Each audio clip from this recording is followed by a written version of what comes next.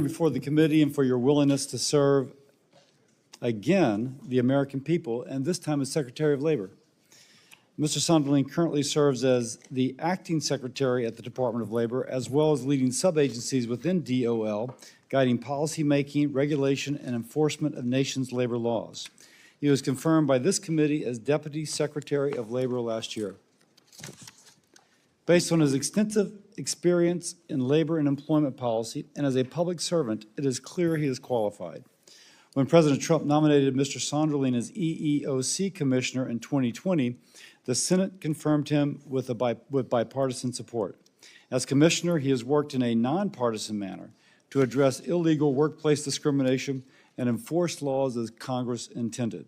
While at the Wage and Hour Division, Mr. Sonderling developed President Trump's independent contractor policy, which empowered millions of workers to earn a living in a manner in which they chose. He has continued to push for the Americans' ability to work as independent contractors at DOL, championing policies that provide regulatory clarity to workers and businesses as to what constitutes an independent contractor. He has also clarified the joint employer standard protecting the American franchise model that employs over 9 million Americans. The workforce is changing. It will continue to change as technology advances. As Secretary, I am confident that he will protect workers, help businesses create more jobs, and help workers navigate AI-driven changes in the workforce. The apprenticeship model offers a solution, but the current system is too burdensome, and inconsistent state laws confuse workers and businesses alike. We must simplify the registration process to make it faster and easier for employers to offer apprenticeships. Senator Banks and I introduced the START Act so industries that are unfamiliar with apprenticeships will be able to easily participate. We must also broaden our retirement system, empowering workers to increase their opportunities to build financial security after finishing their career. Mr. Sonderling is already protecting Americans' retirement. Under his leadership, the Department of Labor ended Biden's pattern of seeking frivolous investigations into large employers for political purposes, ensuring that their work was focused on protecting workers' savings, not chasing headlines. Americans who are saving for retirement should have access to the same variety of lucrative investments as other investors, such as union and government plans. I'm glad the agency proposed a rule clarifying how retirement plans can safely invest in alternative assets. I'm also glad to see Mr. Sonderling cracking down on unemployment insurance fraud. Lax controls on unemployment insurance systems place money in the hands of criminals instead of Americans trying to find a job and to provide for their families. That's why I and this committee conducted oversight of states with egregious improper payment rates. I commend Mr. Sonderling for demanding immediate action from states and territories so that Americans' tax dollars will be safeguarded. Thank you, sir, for appearing before the committee. I look forward to hearing more about how you plan to protect workers and create economic growth nationwide. And with that, I recognize Senator Murray. Well, thank you, Chair Cassidy, and thank you, Acting Secretary Sonderling, for being here today. I'm going to be straight where I stand here. The Department of Labor has a straightforward mission. It's right there in the name. It's not called the Department of Big Business and Billionaires. It is called the Department of Labor. DOL exists to protect the people who do the work in this country. It exists to make sure an honest day's work means a fair wage, safe workplace, and a voice on the job. That mission is more important than ever since this president and this Congress decided that their policy priorities would be trillions in deficit-busting tax cuts for billionaires and giant corporations and starting new wars in the Middle East. That agenda has worked for the very richest and for defense contractors. Elon Musk became a trillionaire. But the basics, groceries, healthcare, gas, all of that has gotten more and more expensive for regular working people. All while millions of Americans lose their health care, inflation is sky high, and there is no end in sight to Trump's costly war. That's the state of our economy for working families, thanks to this president. That's the reality for everyone who doesn't get a tax write-off for a private jet. So now you are here asking this committee for a promotion, since your predecessor apparently created such a hostile and scandal-plagued work environment she was pushed out. But let's be clear. You are not a bystander to this administration's anti-worker policies and agenda. You were confirmed as Deputy Secretary in March of last year. You've run it as acting secretary since April. I just talked about the harm this Republican majority has done to our economy, but you have built your own anti-worker record at DOL. You rescinded the overtime rule in May, slamming the door on time-and-a-half pay for more than 4 million workers who already aren't making much to begin with. At the same time, you're working to rescind the independent contractor rule. You want to let giant corporations classify workers as contractors so they don't have to pay them minimum wage and overtime. A conservative estimate finds this rule would rob workers of $3.7 billion a year. That is an outright grift. You are also pushing a joint employer rule to let giant corporations take advantage of employment structures so they aren't liable when people like janitors or nurses get a paycheck stolen, or when there are child labor violations or other worker right violations. But here's what every worker watching needs to understand. This department treats its own employees exactly the way it is letting the worst employees treat theirs. For example, Trump's Department of Labor fired 90% of the office that worked to protect workers from discrimination by federal contractors since 1965. And when they did that, they ignored the 4 months' notice its own union contract required. The Department of Labor violating a labor contract. You can't make that up. Then this Department of Labor stood by while this administration stripped collective bargaining rights from more than 1 million federal workers. And you actually helped this administration pressure the federal agency that helps protect our civil servants. And when the Bureau of Labor Statistics did its job and reported honest employment numbers the president did not like, its commissioner was fired with no cause. Who should workers call when this administration has been nothing short of outright hostile towards workers and its policies and toward its own employees? I don't have the time to get into how you've undercut this agency's capacity to crack down on wage theft, child labor violations, but needless to say, it will not be easy to rebuild what's been broken. Finally, I have to raise something I never imagined addressing at a hearing for a Secretary of Labor. In January, this department's official account posted a video captioned, "One homeland, one people, one heritage, remember who you are, American." Historians immediately recognized the echo of the Nazi slogan, "One people, one realm, one leader." Nobody had to squint to make that connection. Union leaders condemned that. Your own career employees called it disturbing.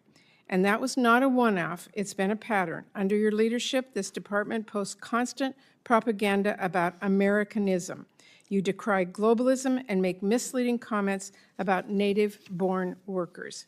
It is so apparent this department is posting this kind of garbage as a wink and nod to extremists and to get a rise out of everyone else who is paying attention.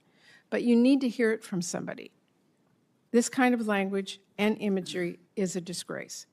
Mr. Sonderling, Frances Perkins, the woman who we can thank for the minimum wage, for the 40-hour work week, for Social Security, she built this department to stop employers with records like yours. So I'll close with this. The 4 million workers whose overtime you shut the door on didn't get a vote on that policy. But I have a vote here in the Senate, and I fear any vote to confirm you is for more of the same, to strip overtime protections for our workers, to undercut our unions, and to let giant corporations get away with robbery, literally. America does need a labor secretary who understands our workers, who should not be denied overtime pay, or who will prosecute wage theft and child labor violations, who believes we should increase the minimum wage, who understands America is way overdue for a national paid leave program, and who will stand up every minute for every worker's right to form a union. That is just where I stand. Thank you, Senator Cassidy. We'll now proceed. We are joined today by Keith Sonderling, nominee for Secretary of Department of Labor. He is currently the acting Secretary of Labor and was confirmed as Deputy Secretary of Labor last year. He will be introduced by his home state senators, Senator Rick Scott and Senator Ashley Moody of Florida, both of Florida. With that, I yield to my colleague, Senator Moody. I was going to defer to my senior senator to go first. All right. Well, thank you. You're welcome. If you have less hair, you get to go first. Thank you.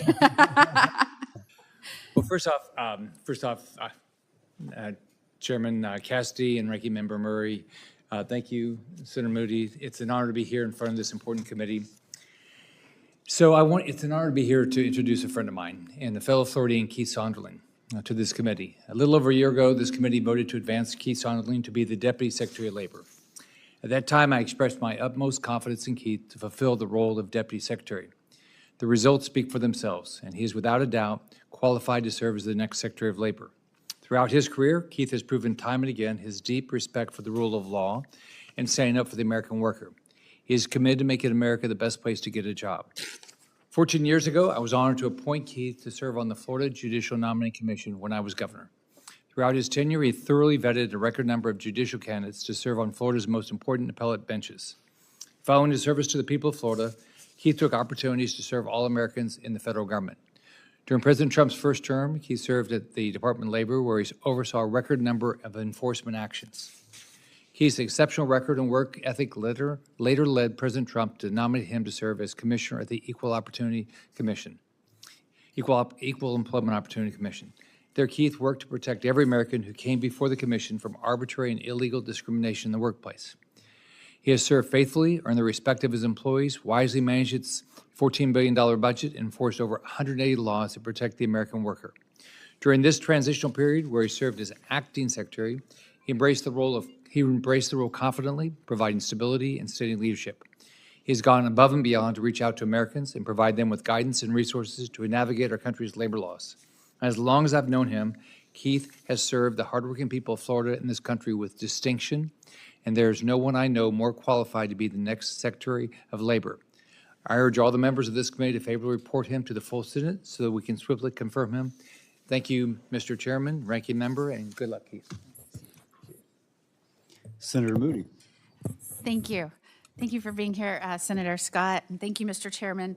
It is my great honor to introduce one of Florida's own, not just a Florida citizen and one of my constituents, but University of Florida Gator.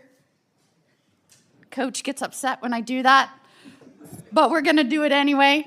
UF alumni, Blue Key alumni, and I am told, Mr. Chairman, that there is a slew of Florida Gators in the audience. Can you guys stand up so I can see you? I don't know, maybe a little Gator chomp for the pictures. Good to see you. Thank you for being here to support. The committee will be adjourned. He always tries to hold me in contempt, but I was a judge and I used to teach contempt. Like today, I'm a big LSU Tiger fan, Chairman.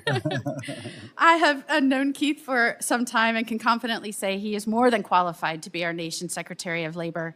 Under his leadership, the department is putting American workers and American industry first. He has been aggressively pursuing workforce development and pro-growth regulatory reforms. He's collaborated with other agencies to break the fraud economy across the nation and cut down on wasteful spending. He's helped ensure our job numbers continue to beat expectations. I have to personally say, as AG, I had to litigate to push back against the last administration who tried to overrule our policymakers, our people, and some of our laws. I had to file suit as Attorney General. I can say, without a doubt, he came in, understood our concerns, got right to work to determine what was best for Florida, and respecting our legislatures on behalf of the people's ability to determine what is best for our state and our citizens. I am confident he is the leader the Department of Labor needs to meet the moment, strengthen our workforce, support our economy, restore prosperity.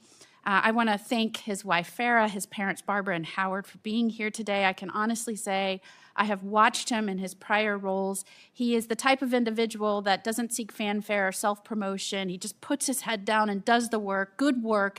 And I have often found over the course of my career, when I'm talking to others, opportunity often follows. And I think that this is a great example of that. Keith, our state is proud of you. Our university is proud of you. I know those in the audience are here with you to support you, are proud of you. And I know that your approach to this position is informed by many things, not just your education or your professional experience, but your family relationships. And hearing some of the comments and introduction, I know both of your grandparents were Holocaust survivors. That leads you and inspires you in your work on behalf of workers that came here to the United States. I hope you'll elaborate on that a little bit for the information and consideration of all of my colleagues here today. So thank you. Good luck. I support you fully. I encourage my colleagues to do the same, and I would be remiss if I didn't conclude by saying, go Gators. Thank you, Mr. Chairman. With that, we'll begin questioning. I will defer to Senator Collins. Whoops. I'm sorry.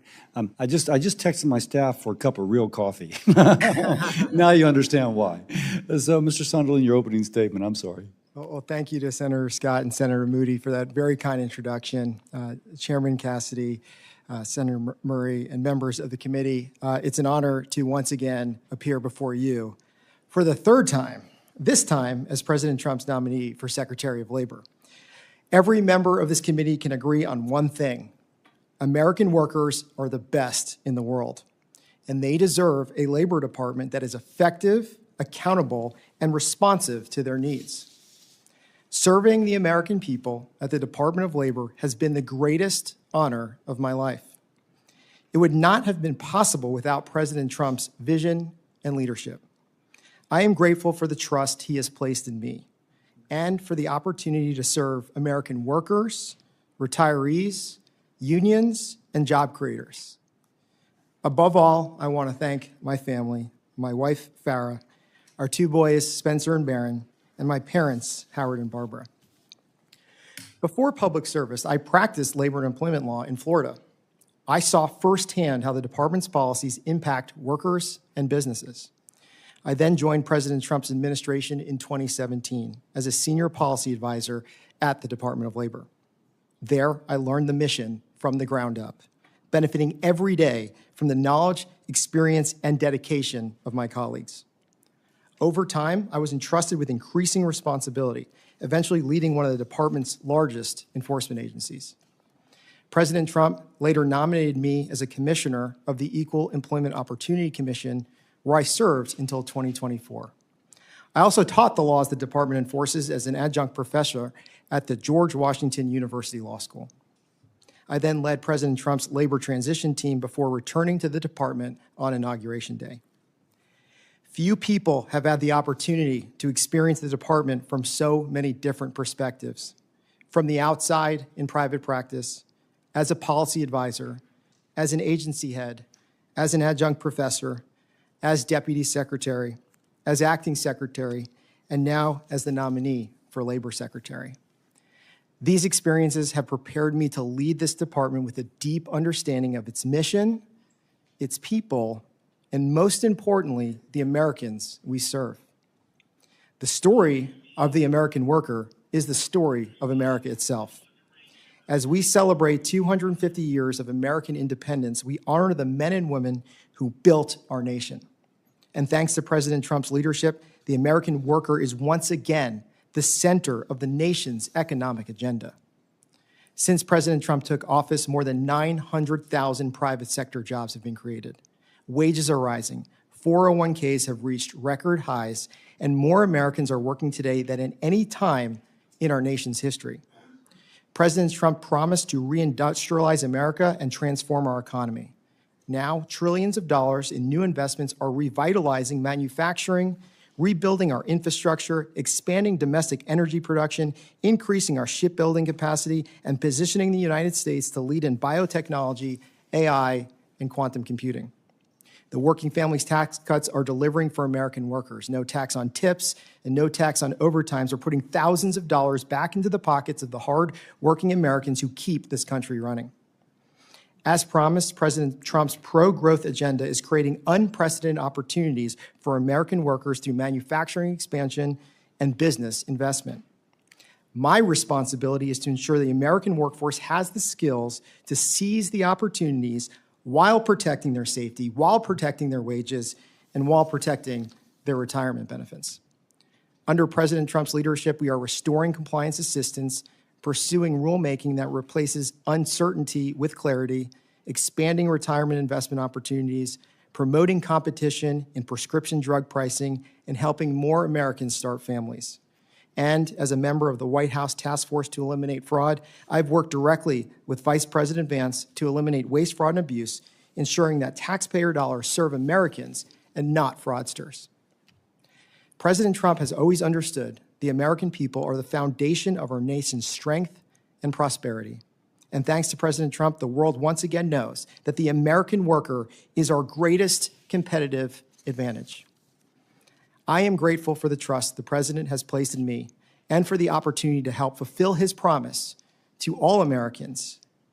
You have my commitment that I will continue working every day to faithfully carry out the mission that has guided my service at the department since my first day nearly a decade ago. Thank you, and I look forward to your questions. Thank you. And now, again, I will defer to Senator Collins to open question. Thank you. Thank you very much, Mr. Chairman. Mr. Secretary, welcome. Thank you. Senator Kaine and I have introduced the Religious Workforce Protection Act to allow foreign-born religious workers in the United States to continue to perform their essential work in communities across our nation. Our bill is narrow. It would allow the extension of temporary R1 status for religious workers past 5 years until he or she receives a decision on the permanent EB-4 visa application. Unfortunately, under an interpretation, and I realize this is by the State Department, in 2023, many religious workers have to leave our country and the communities they serve for at least 1 year before returning to their spiritual service. In Maine, local communities have faced challenges because of this policy. Of the 50 Catholic parishes in Maine, 35 benefit from the ministry of priests from other countries. Recently, 3 Catholic parishes in rural Maine communities, St. Agathe, Bucksport, and Greenville, were left without any priests for months. Many different faith organizations have endorsed our legislation, including the U.S. Conference of Catholic Bishops, the Rabbinical Council of America, and the National Association of Evangelicals. Important, our bill does not allow entry for any person who is not already permitted under the law to enter the United States. Under your leadership, would the Department of Labor support this much-needed targeted change in policy? Well, thank you for the question, and obviously, religious workers are our workers too, and you have my full commitment, and I understand there's a shortage in some of the workforce when it also comes to religious workers, so we will help you, and I will work personally with Secretary Rubio and Secretary Mullen to make sure that you have the proper technical assistance so we can help this very important group come and stay in the United States. Thank you very much. You have previously shared with the committee that your parents survived the Holocaust, as Senator Mooney mentioned. But you've also told us that they later lost out on employment opportunities based solely on their religious beliefs. What role do you believe the Department of Labor should take in protecting American workers against religious discrimination? It's a very important role for the federal government to play to protect workers and religions of all faith. And that's what you have my commitment to do. We've been doing that significantly. We set up a Center for Faith at the Department of Labor, where the first time we made a website with all 50 states, and you can click on your state and see what your religious protections are to see if you are discriminated in the workplace, where you can come and get the DOL resources, get the EEOC resources, or state resources. But my family's personal story, as you heard, both my grandparents were Holocaust survivors. They came over here before some of these laws were in place, and they were discriminated based upon that and weren't given the employment opportunities that others were going solely based upon their religion. And unfortunately, we still see that today. And that's a very important role that we have in this administration to root out all religious bias, including anti-Semitism. The Equal Employment Opportunity Commission continues to bring those cases. We put out more guidance for religious workers to be able to come forward. Also, too, it's religious discrimination if religious organizations can't get the same federal services that other organizations could get. So we've reversed some of the policies from the Biden administration that discourage that in our funding agreements that go out. We make sure that religious organizations, too, know that they're going to be on equal footing to other types of organizations, even though they're religious organizations, to participate in federal government programs. So it's very important to me. It's very important to the president. He's issued executive orders on anti-Semitism, on anti-Christian bias, and religious discrimination as a whole, and we will prosecute those cases as equally as we will any other case. Thank you. Finally, and I'm almost out of time, I had numerous disputes with your predecessor over Job Corps.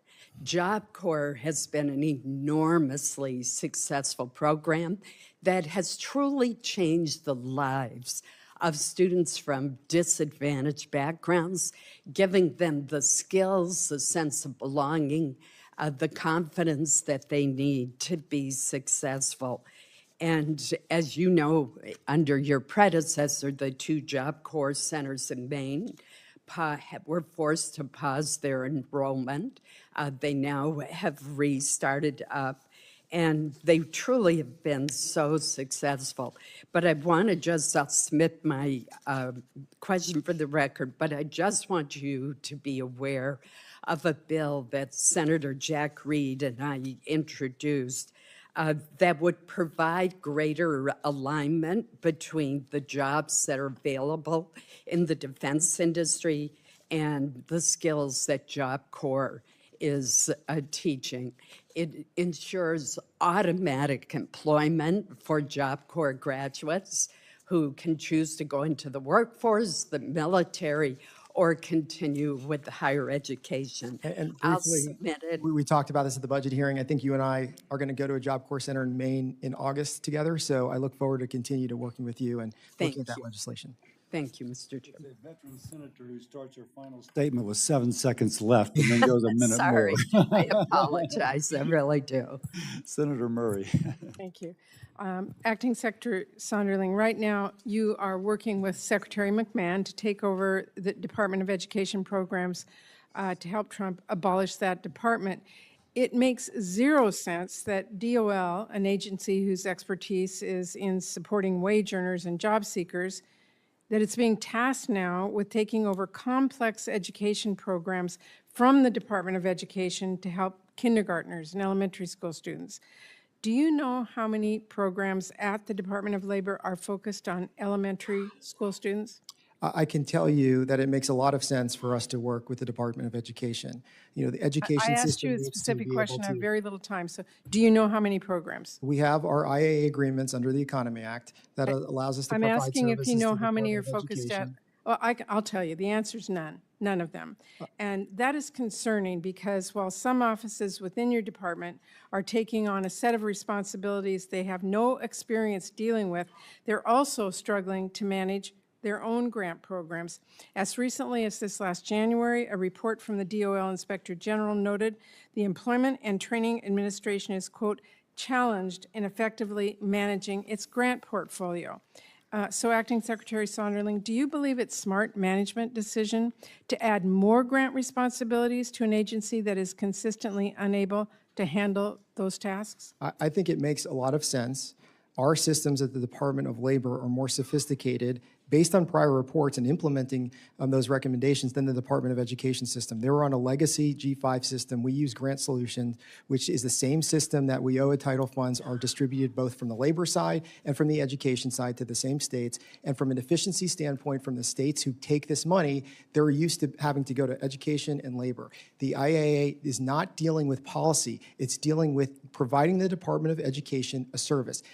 And I can tell you that the Department of Education career staff have been detailed to the Department of Labor, and they're making those policy decisions regarding the pre-K through 12 program, regarding Octane, regarding those other decisions where the Department of Labor is assisting them on the back end with these grant systems, working with states. And the states love this. 21 states have now submitted a joint plan for efficiency to getting that very important money to pre-K to 12 institutions Let me just say, in a more efficient way than education could do. I appreciate smart new reforms, but the facts are that these arrangements have been very wasteful. One of them cost taxpayers an extra $1 million, and the rest, the administration has refused now to tell us for months how much they cost, or really anything else, despite bipartisan demands for that information. And it's not working. In one case, ED transferred responsibilities to you only for you to have to send that back to another department because DOL lacked the expertise to handle it. On July 1st at midnight, $1.5 billion came over to the Department of Labor. It was out by 1, 2 in the morning. There was no lack. The money went out to the states in our updated system, and the Department of Labor will continue to provide those services under the IAAs, which are lawful under the Economies Act, and also is most efficient for taxpayers and the states getting these monies. So well, I will just say again, I just have to tell you, Americans want an agency that is focused on the education of early learners all the way through. They don't want it shuffled off to another department that they can't find out the information or don't have the expertise to do it. That's my opinion. Understood. Let me move on here because I just have a minute left. The Labor Department founding mission is, quote, to promote the welfare of wage earners.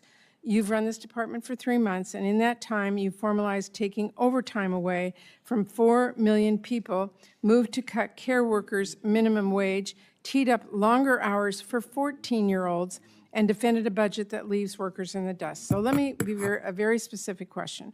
On July 2nd of last year, DOL proposed a new rule about wages and overtime pay for home care workers. If this draft rule is finalized, how many workers will be stripped of minimum wage and overtime protections? Yeah, this is a very complicated issue that we've worked on for a long time. And the current rule, has essentially created a secondary market where workers are not getting overtime, they're not getting protections. Those who are, receiving the services aren't going through companies to get the proper background checks. So this rule will allow third parties to come back in to properly manage the payroll, to properly manage their ability to do background checks and have more workers in continuity of care. What the prior rule did was it chopped up, the people weren't getting overtime. When 40 hours hit, they would get a different person. I'm out of time, and I'm going to correct the record here because if this draft rule is finalized, which is what my question was to you, it is 3.7 million workers, home care workers who will be stripped of minimum wage and overtime protections. That's how many home care workers the department is ripping away minimum wage and overtime protections from.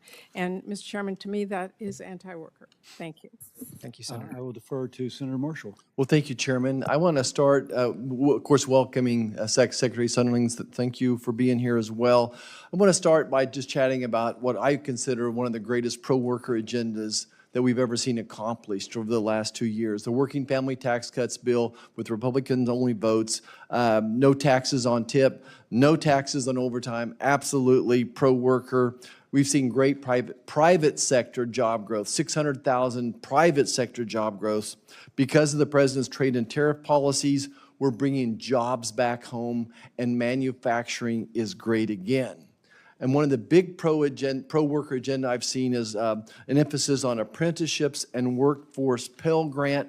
Maybe just speak a moment. Did I miss anything in that agenda? You did. There's so much. The Working Family Tax Cuts passed by this Senate and promoted by the President has just done so much for the American workers. Most people on TV hear no tax on tips, no tax on overtimes, which is great. But there's so many other beneficial provisions to workers. And you can break it down in 2 ways. One's of how we create more jobs and get more hours. So the 100% deduction on new equipment is allowing companies to buy new state-of-the-art safe equipment, install them, be more productive, take 100% tax credit that year, freeing up money they would be paying in taxes to hire more workers, to give to more overtime. In addition to the depreciation on expanding American manufacturing, no interest on the loans on the cars bought in America. So many other great things on the business side, but really for the workers, you hit the nail on the head when it comes to workforce Pell. Something else, a big priority for you and me, are our tech colleges, our community colleges, and the flexibility in the Pell Grants, apprenticeships. Maybe just speak about the priority and what the future looks like for those. And also being able to use 529 accounts for vocational schools, for registered apprenticeships that otherwise were locked up in those 4-year degrees. And that's going to allow certificate programs, 8 to 15 weeks, where we know there's a lot of jobs. And that's been a cost prohibition for a lot of employees because they can't afford those certificates. They weren't able to get financial aid. Now Workforce Pell is allowed to do that. But ultimately, it leads into the where the department wants to go to fill all these jobs that President Trump has created is through registered apprenticeships. Getting people out of high school into high-paying, high-skilled registered apprenticeships, working with local community colleges. And we see community colleges as one of the biggest pieces of this puzzle, to be able to help employers, help small businesses design the curriculum to get workers right out of high school into the trades, and also have them design those courses. So thanks to the Working Families tax cuts, we've just seen so many benefits continue to benefit the American worker, not just putting more money in their pocket, but also creating opportunities that didn't exist before. So thank you for. If Senator Moody can bore us with her gator chop, I want to give a Go Grizzlies sign for my alma mater, Community College, Butler County Community College, back home, that my wife and I both graduated from. We don't have a chop or anything, but Go Grizzlies. I got a one-off issue I promised I would run by you from our state treasurer back home, Stephen Johnson, a good friend of mine. And I have not brought this to your attention. You're welcome to follow up. But retirement plans lose track of their people sometimes. And a person hits the age of 65, the retirement plan can't find the person. Somewhere 4 or 5 years ago, we decided the state should figure this out. And there was a rule drafted in 2023 that was never finished. And unfortunately, they had a lower cap of $1,000, which is artificially low. I'm asking you to commit to finishing the rules surrounding this, hopefully with no cap, so that states can start working on getting people money back to them. This is an important issue because you're talking about retirees who have vested in their 401ks but forgot they worked at that company, forgot they ever had it. And there may be around $2 trillion out there of vested retirees who are not being able to find where their 401ks are. So the department is really looking at this. We're looking at ways to work with employers to come to us. We have a lost and found website where somebody can go type in their employer and see if they had a 401k there. But that takes the employer giving us that information. That takes working with the plan sponsors and saying, give us your roles of who your Will you commit to finishing the rule? I will commit to that, and we will look at that de minimis exception too. But the most important thing is we need businesses to have a safe harbor to be able to give that information. I got 30 seconds left. I want to touch ESOPs, franchises, and unions, okay? So I don't know, any thoughts? We want to, Republicans are trying so hard to be pro-union. I was raised in a union town. Just speak what you can do to help union workers back home. What's your vision to help those folks out? Well, union workers are American workers, and they're also the backbone of our country. So we continue to make policies to make sure that other industries are also getting into registered apprenticeships, which unions have done very well. And I've talked to all the major union leaders, seeing what they do to how they get so many people in the trades, how they get so many people into high-paying, high-skilled jobs. I'm trying to take that model and work with other industries, and they're very open to working together because they want the American workforce to succeed. They want it to be with American workers. And all the new jobs the president has created, we're all going to work together to put the American worker first in that equation. And I see both support from unions and management on that. I don't have time to ask you about ESOPs and franchises, but we'll keep having those conversations too as priorities. Thank you, Chairman. Thank you. Yes, sir. Senator Kane. Mr. Chair, good to see you again, Mr. Sonderling. First, congratulations to the committee. I don't want it to go unnoticed that the Older Americans Act reauthorization passed the Senate floor a couple days ago. We worked on it like a year and a half ago, and it got held up at the end of the last Congress, but it passed out of the Senate a couple days ago. We all worked pretty hard on that. Hopefully the House will act. Mr. Sonderling, your testimony is, as I would expect, very positive about the state of the economy and the Trump administration's accomplishments. People don't like being told everything's great when their lives are telling them otherwise. And I just got to put on the record, a Gallup poll in May showed that confidence in the economy is at its lowest in the last 5 years. And the Gallup poll suggested 76% of American adults think the economy's getting worse, and 20% think it's getting better. So I guess it's getting better for 20%, or they think it is, but to tell 3/4 of the American public everything's rosy and everything's going well, it just doesn't square. There's a punchline to an old joke. What are you going to believe, me or your own eyes? People's own eyes are telling them this economy isn't working. And that was a poll in May, and I would venture to suggest it's gotten worse since. Data just came out that says, for example, Virginians have paid $1.8 billion more in gasoline since the war in Iran began on February 28th than they would have paid had we not started a foolish war and led to the closing of the Straits of Hormuz. And it's not just gas. It's inflation on everyday goods and groceries, and that was the data in the Gallup poll about why people are feeling bad. So I know that folks with the administration are duty-bound, and I would expect, and I probably do the same thing, of putting the best face on the evidence, but I just have to say that the American public is feeling the evidence, and they're feeling really sour about the American economy right now. I noticed yesterday the president restarted tariff imposition, and he started with Brazil because he doesn't like the fact that Brazil is prosecuting a friend of his. Brazil is a nation where we have a trade surplus, not a trade deficit. So it's odd that the president is deciding, I want to put tariffs on Brazilian products when we've got a surplus with them. Here's what I want to ask you about. The Department of Education has entered into 14 interagency agreements, and Senator Murray talked to you about them. Last year, states, including Virginia, reported a lot of funding delays and administrative confusion following the transfer of the career and technical education services to DOL. And months later, the Department of Ed decided to move K-12 and other higher ed programs to the DOL. Now, just the magnitude of these programs, 9.8 million kids in rural schools, 5 million English language learners, 1.1 million students who are experiencing homelessness, 600,000 Native students, 26 million kids in schools that are Title I schools, which are about 80% of the school districts in the country. That's all been foisted over onto the Department of Labor. That was not your choice. That was the president's choice. But as the nominee to be Secretary of Labor, can you tell me there's some foundational pillars for the IDEA, the Individuals with Disabilities in Education Act. Do you know what those foundational pillars are? I do not. That's a Department of Education program, but I would, to the extent we have the administration duties to administer that to the states, I would rely on the career education staff who's housed in DOL now to make those determinations. But let me tell you what the pillars are, okay? Because this is something that some think should be pushed over to DOL. The pillars of the IDEA are free, appropriate public education, least restrictive environment, individualized education plan, appropriate evaluation, parent-student participation, and procedural safeguards. And these are not minor matters to parents who have kids with disabilities.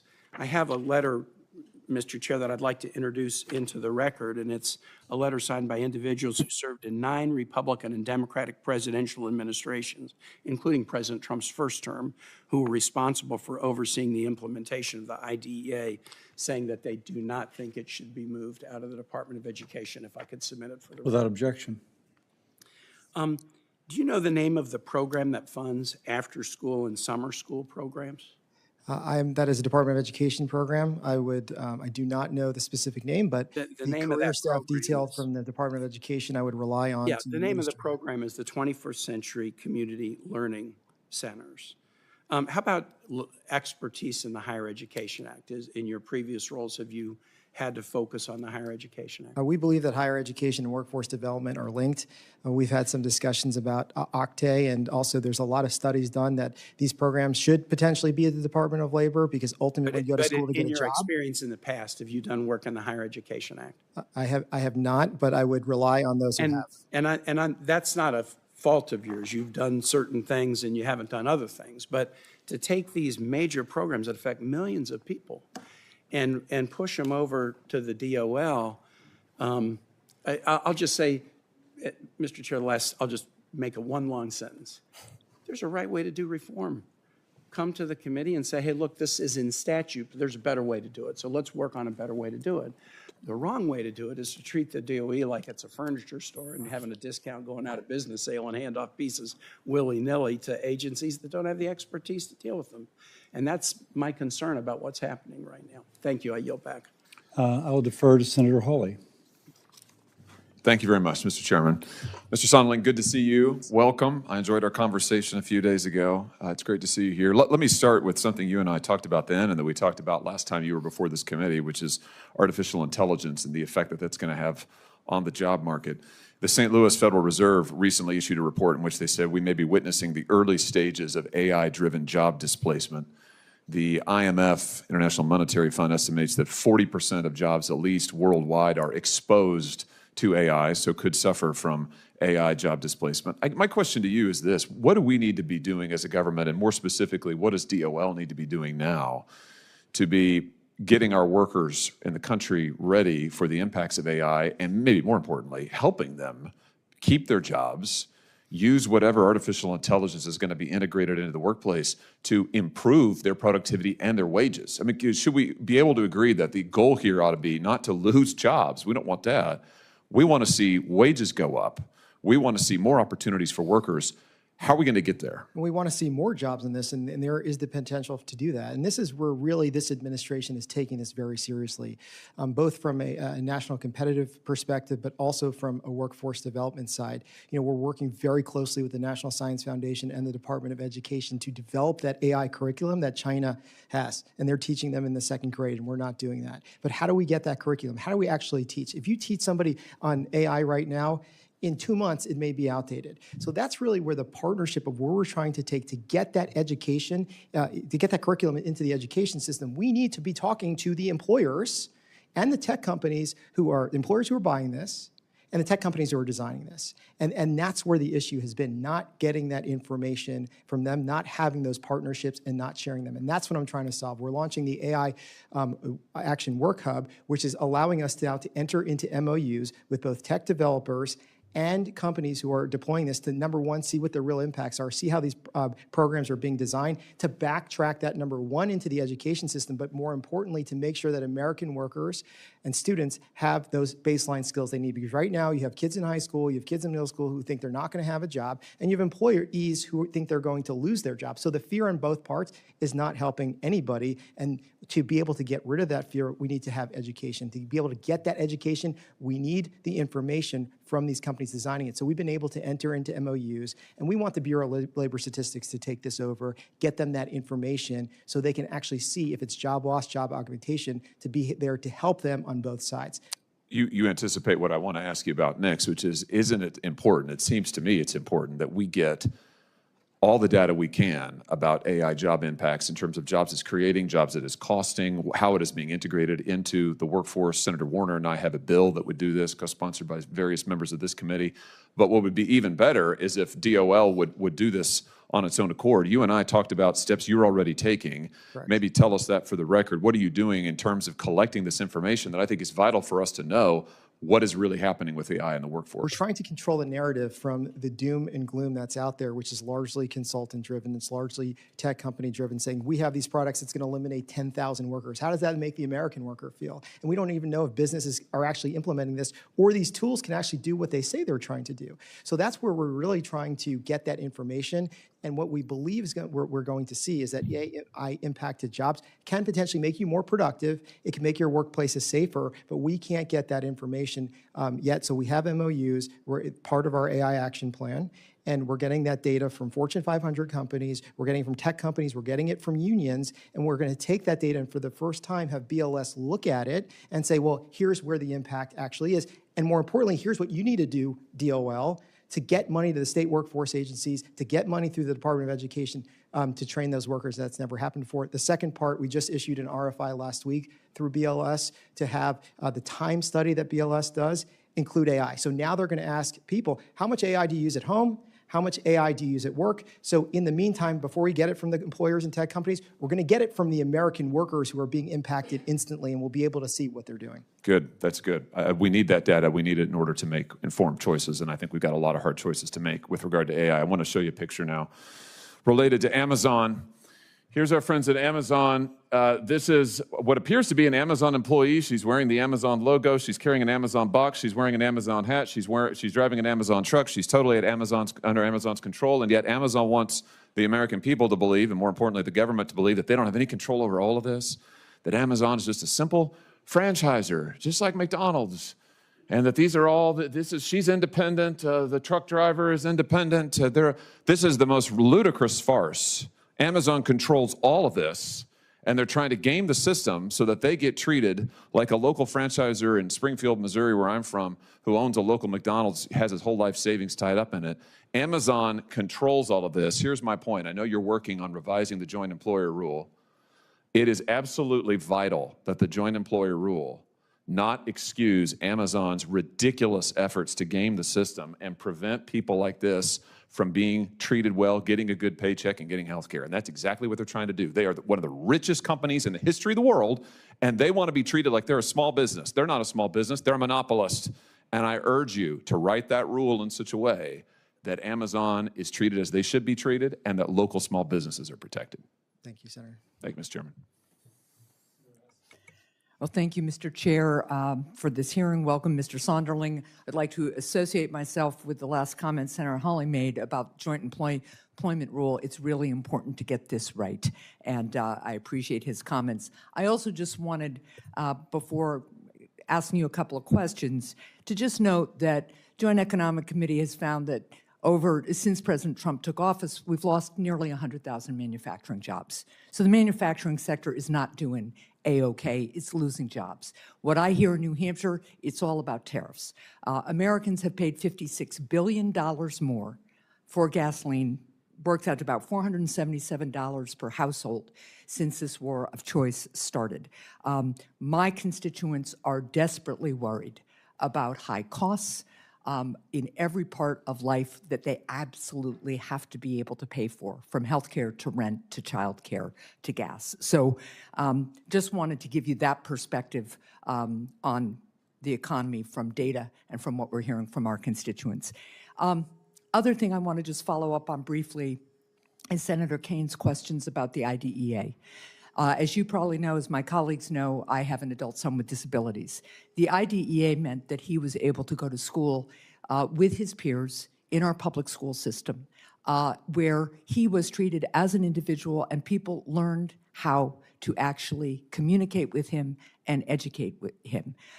Took a teacher realizing that Ben laughed whenever other kids in the room got the wrong answer, which means my son was mean but smart. The IDEA made it possible for people to realize he could raise a hand to say yes or no and interact with material because he's nonverbal. Before the IDEA, children like my son were stigmatized, stereotyped, institutionalized. And the point of the IDEA is to make sure that all children, kids with disabilities, without disabilities, get the kind of education where their needs are individually met. And while I am a strong supporter of community colleges and CTEs, kids should have a choice about higher education, vocational education. The IDEA gives kids with disabilities the same platform, the same opportunity as kids without. And it's critically important that people with the expertise in educating our children are running this program, reforming this program as it may need to be. So I share the concerns here about having IDEA transferred into the Department of Labor. Now let me get to my questions. During your confirmation hearing last year, I gave you an opportunity to commit that you would follow the law if confirmed as Deputy Secretary of Labor. I was disappointed and concerned by your unwillingness last year to make that commitment. So I'm going to give you a chance to answer the question again. If directed by the President to take an action that would break the law, would you follow the law or follow the President's directive? Like I said last year, the President wouldn't have me do that, and I would follow the law. And I said last year I would follow the law, I will follow the law. Well, the first part of your answer is the problem because there's almost daily evidence now of the President directing people or breaking the law himself. Now, let's go on to another question. You were appointed last month by the President to serve as acting director for the Office of Government Ethics.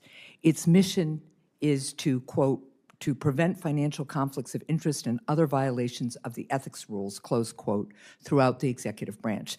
To help me understand the level of judgment that you would bring to the role of secretary, are there any actions that the Trump administration has taken in the last year that you have ethical concerns about or see as a financial conflict of interest? In my position as the Director of Office of Government Ethics, which I take seriously, I've taken ethics seriously my entire career, when I was at my law firm, when I was at DOL, when I was at the EEOC. This is very important to me. It's an honor the President has selected me to run. Right, so let's get to the question because I've got just about a minute left. Are there any actions that the Trump administration has taken in the last year that you have ethical concerns about or see as a financial conflict of interest? I would rely and have relied on the career ethics officials at the Office of Government Ethics to make that determination. That's not my question. I'm probing your judgment here. You have been nominated to be a secretary of the Department of Labor. You are in the position of deputy secretary. You have a legal background. You take ethics seriously. The president personally took in billions of dollars last year per his own financial disclosure reports, raising the question, I thought he was supposed to be president of the United States, not off on side deals. So if he's focused on being president, how is this money pouring into his family's and his own personal accounts? He received a jet from Qatar, and we had to spend $400 million of taxpayer money to retrofit that jet. He instructed his lawyers and the Department of Justice to enter into a sham lawsuit and settlement against the IRS. None of that gives you ethical concern? The president has always followed the ethical rules. All his financial disclosures have been certified by career ethics officials, and he is committed and his family have committed to have no conflicts of interest, and that's exactly what we're seeing. Which is why his sons just invested heavily in defense industry that will have possible contracts with the Department of Defense. That's just a really disappointing answer. No Thank you. conflicts of interest. Thank you, Senator. I shall defer to Coach Tuberville. Thank you, Mr. Chairman. Mr. Sonderling, welcome. Glad you're here. I hadn't seen this many Gators in a long time in one spot. I think I recognize a few throwing stuff at me when I used to coach down there. You know, I can't think of other than Jordan-Hare Stadium. Senator Moody doing that. Yeah, other than Jordan-Hare Stadium and Bryant-Denny Stadium. The Swamp, Ben Hill Griffin is a hard place to play. And I really enjoyed kicking y'all's ass when I came down there, so because of that. But welcome, and thanks for what you've done. Appreciate You've done an outstanding job. We're looking for you to continue that. You know, you're a member of Vice President Vance's task force team to try to stop this abysmal amount of fraud and money being stolen from the taxpayers. $100 million an hour, the last I heard. I can't imagine that. And so you're on that task force. Are you working with the states? How are you collaborating with the states to get this done to stop this damn fraud? So my role on the task force is related to unemployment insurance fraud, and Department of Labor plays a significant role in making sure that there's no fraud, because all fraud is a theft on taxpayer dollars. And what we saw in the unemployment system during COVID time, $135 billion was stolen, gone. Stolen by crime, stolen by foreign actors. Social Security numbers were being stolen. Millions of dollars were going out to people in jail, to dead people. Somebody who was born in the year 2154 successfully applied for unemployment insurance and was able to get it. So countless stories of like that hurts the American workers who actually need that money. So under the Vice President's leadership on the task force, we have the license now to finally stop this. And go after states that are not complying. So I sent a letter to 53 governors and governors of territories basically saying that we are tired of the fraud and we want you to put these measures in for the fraud to stop. And if you don't, then there's going to be consequences, and there's never been consequences before. And President Trump is allowing us to do that. So more importantly, we're telling the states, verify first and pay later. Stop paying first and verifying later, and that's how much money has gone out. So really pushing on the states to get the technology, to verify who they are, and we're trying to help them. We're building a centralized system called unemployment.gov that Alabama is helping us with, and we see, you know, Alabama is an amazing example. Yeah. You know, they've really gone after this, and when they had improper payments the last 2 years, they got 100% of it back. They have some of the lowest fraud and improper payment rates in the country because they're verifying. They're going and making sure that person is alive, that person lives in Alabama, that person worked in Alabama, they're going to the employer, this person work for you, or is this a fraudster in China? And they're doing it, and it's showing results. And not only that, they're following up with employers.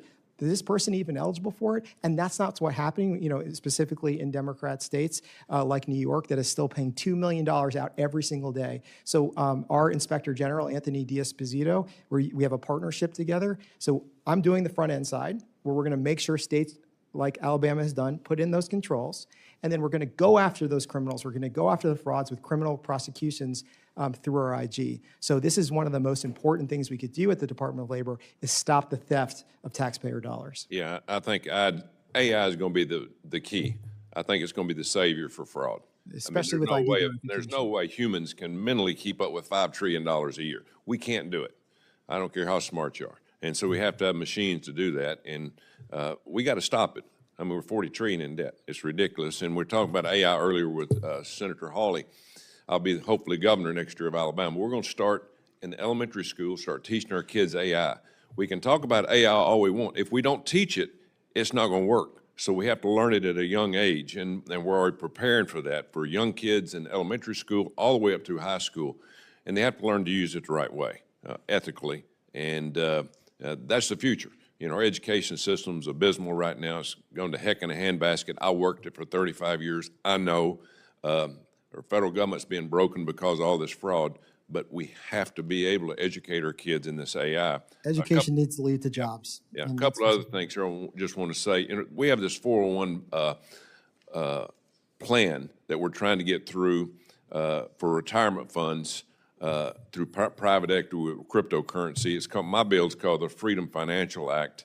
We're trying to get it through committee. And what does all this mean for the average American and their retirement accounts if we can pass a bill like this where they can actually get something out of their retirement? Well, we're working very hard at the Department of Labor to make sure that 401k plans have access to alternative investments, just like union pensions do, just like state pensions do. Right now, the 401k market is largely in index funds, and those workers deserve private assets. They deserve diversification, just like somebody with a pension plan. So this is one of my top initiatives to make sure that there's parity now between the pension system and the 401k system to be able to diversify for individuals, you know, who just have a 401k to get into those private markets that were previously only for accredited investors. This is how President Trump is going to make America wealthy again, by allowing everyone to democratize that access, allow everyone these opportunities outside of just very conservative index funds. And we're at the department, we don't push one fund over the other. We lay the neutral framework and let the employers decide under their fiduciary obligations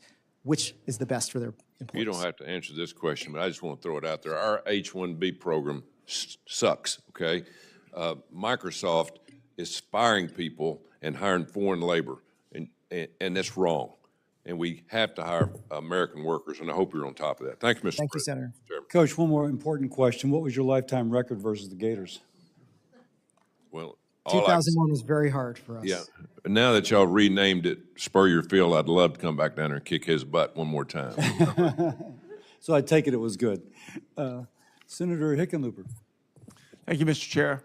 And Mr. Sonderling, thank you. Welcome back. Thank you for taking time to meet with me. We talked a little bit about apprenticeships. The administration has said their intent to expand the number of apprenticeships to eventually reach 1 million. 1 million.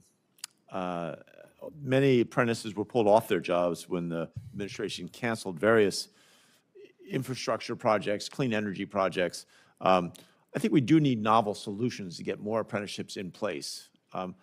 What's your approach to that? How do we dramatically ramp up the number of apprenticeships to achieve 1 million apprenticeships? Well, it's our goal and the president's goal to get to 1 million active registered apprenticeships. We believe this is the fastest pathway into the workforce, a debt-free way where students can earn while they learn. But we need to get more employers involved in this. We need to get more industries involved in this as we see manufacturing coming back, as we see critical infrastructure coming back, as we see these areas where they're very high-paying trade jobs. We need to work both for the students to understand how high-paying these jobs are. The average registered apprenticeship, $86,000. No, I get that, and I understand all those arguments.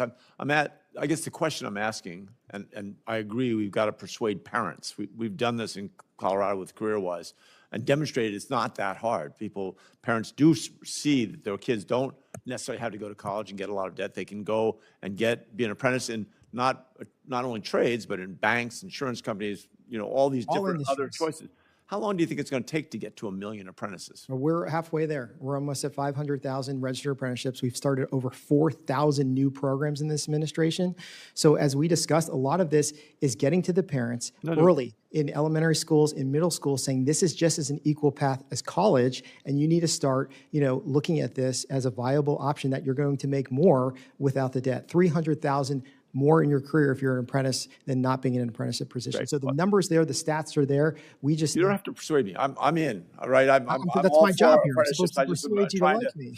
trying to push for a sense of urgency that we get there faster, and that it's not just restricted to people 18 and over. Right. In other words, 16-year-old kids, 17-year-old kids can work in a bank or work in an insurance company a couple days a week while they're in high school and come back and actually learn things that will make them more successful in their jobs. And we're working on industry to do that. And that's a very big part of it, of starting earlier, either in a full apprenticeship, in a pre-apprenticeship. That's really how we're going to change the narrative of this and to hit President Trump's goal of 1 million active registered apprenticeships. Appreciate that.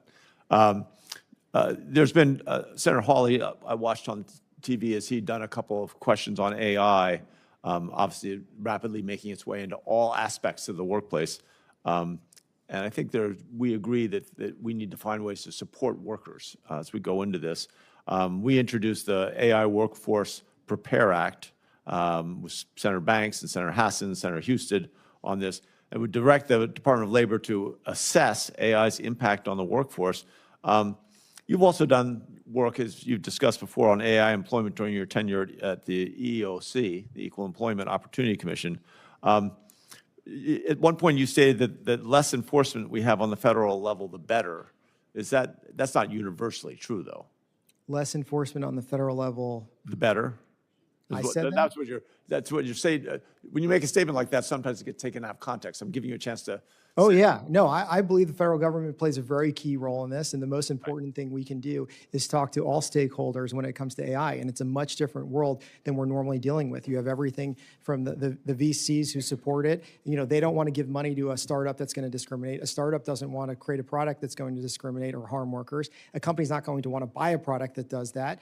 And ultimately, the consumers, in our case, are the employees. They don't want to be subject to a product that's going to take away their job or discriminate against them. So that's really where I've been working very hard to get everyone to understand that there's long-standing laws, whether it's the National Labor Relations Act from the 30s, the Fair Labor Standards Act from the 30s, the 1960s, Title VII, or even the ADA in the 1990s, that equally apply to technology that's out there today and the ones that they're developing, and their products are not going to work. It's not going to help the American worker unless they build, design, and deploy them in relation to how those laws work. And I don't believe we need new laws from that. We need to advocate for our existing laws and our existing frameworks to apply to this new technology. Right, and I agree that those existing laws and setting standards, making sure that we have standards that are going to make sure that kids and Americans, people are held safe, and could be, that the tort system will hold AI companies accountable for damages done to our populations. And that's what I discussed with Senator Hawley. It's building that trust for everyone to be able to want to embrace these tools, use these tools so we can get the benefit from these tools, we can get the productivity from these tools, we can get the potential safety from these tools. But none of that happens without trust. And I believe in the Department of Labor and the EEOC and the NLRB to be able to be a big part of that equation. Right, and that's an alignment of self-interest. So we agree, trust but verify. Anyway. Thank you very much. Thank you, Again, I yield back to the chair. Thank you, Senator Hickenlooper. I shall defer to Senator Husted, Thank you, Mr. a college football athlete. Yes, although I never played against Florida, thankfully. So, thank you, Mr. Chairman. I want to ask you a question about the working family tax cut plan, because in there, for the average family of four in the state of Ohio, for example, they will see a net $6,000 tax benefit versus what they would have seen if the bill didn't pass. What does that mean? It means a $2,200 per child tax credit. It means no tax on tips, no tax on overtime. And I've been to factories where I've talked to one individual who said he was going to save all of his overtime pay for the whole year and use it to put a down payment, help him get his down payment on a home. How much do you think those policies help families and help add people to the labor force because there's more incentive for them to actually work? As I travel the country, I hear about it all the time. When I go to a restaurant, we hear about how workers are getting more pay from no tax on tips, and then no tax on overtime with more production. The manufacturing index has been up 6 months in a row. We've created new manufacturing jobs every month this year, more overtime. So we really see it in a lot of different ways. The obvious ones is say more take-home pay from no tax on tips, no tax on overtime. It's the largest, obviously, tax bill of all time for getting more money in workers' pockets. But what I said earlier, they're seeing it in ways a lot of people don't understand. So when that factory can expand for their American production, that is incentivizing companies who have left the United States to come back. So that's why we're seeing Toyota invest, a new plant, $3 billion to build a Tacoma here. That's why Harley-Davidson is bringing back production to Wisconsin and Pennsylvania. In Ohio, General Motors continue to make more investments. What does that do? They get the tax deduction from that. It's going to be able to create more production lines, and they'll be able to hire more workers and be more productive. So it really helps the economy in much larger ways than just that for that individual that they don't understand. And that's really the benefit of this bill and why it's so impactful and why it's so revolutionary and why it's creating more private sector jobs. All jobs created in President Trump's second term are in the private sector. That's exactly what he promised. And that's going to help those workers on the sidelines and those forgotten workers back into the workforce for American high-paying jobs. Let me shift gears quickly to career technical education and apprenticeships. Passion of mine, something I've been involved in and helping grow. And you mentioned, and there's a need. Yep. There's a need. We have construction jobs that are growing swiftly in Ohio. We've added 3,000 manufacturing jobs in the last year, and the apprentices and the talent that comes from this, we can graduate people right out of high school, career ready, go from graduating on a Friday to going to work on a Monday, and then have many of them working while they're still in high school. But here's an insidious thing that's happened to this country for those young high school students if they come from the lowest income families. Many of them can't work while they're in high school. Why? Because their income counts against their parents' income, and many of them are put on the sidelines. And I want to tell you a story. And I want your help with this because I've got a solution called the Upward Mobility Act here in the Senate. I visited Cincinnati Community College, and I saw firsthand how the apprenticeship programs work in Ohio. I was with a principal at a career tech facility. He told me about this problem. He said, we have lots of students who can't take these apprenticeships, pre-apprenticeships, work experience because their family would lose their benefits. And I said, how big of a problem is this? And I met a young lady who, as a junior in high school, moved into a trailer on a vacant lot so that she could go to work and her younger brother and sister wouldn't lose their SNAP benefits, okay? And I went and I started asking principals all around the state of Ohio at these career centers. I said, is this a big problem? They said, yes. So we have high school students who could go to work being electricians, plumbers and pipe fitters, healthcare, welding, but they can't auto body. They can't take the jobs because their family would lose their benefits. And so I have the Upward Mobility Act, which would help fix this issue so that students in high school could actually go to work and then graduate career ready and do what we want them to do, become adults that are part of the workforce living their version of the American dream. And so I want your reaction to that, and I would like your commitment to work with us to help solve this problem, to help more of America's youth get ahead in life.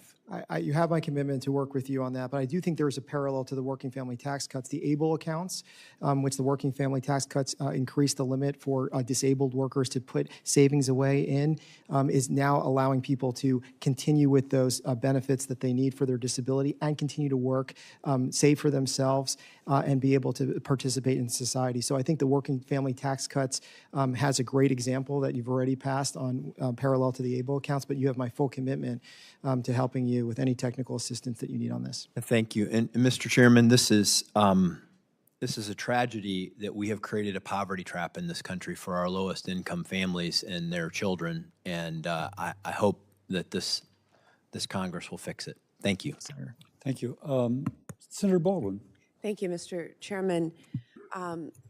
Thank you for being here, Mr. Sonderling. You are the President's nominee for Secretary of Labor, but you're getting asked a lot of questions about education. And I'm going to continue in that vein for a short while, hopefully then pivot to some more labor-focused issues. But the reason is because this administration and this president is taking repeated action to undermine and dismantle the Department of Education, which is created by Congress and can only be eliminated by Congress, but they're figuring out all sorts of ways to scatter education programs across the federal government, including at the Department of Labor, creating a system that I believe is much more complicated and much less efficient, particularly for states and public school districts. State and public school districts previously had to work with just one department, Department of Education. Now they're forced to work with multiple departments, multiple grant systems, and it's particularly concerning as this administration continues their dismantling effort for the Department of Education, now moving IDEA and special education to the Department of Health and Human Services. Parents and their children really gain nothing from separating federal education programs, and this transfer only undermines services that go to support special education programs. But back to labor, I would like to know exactly what is gained by having the Department of Labor administer, for example, the Impact Aid program.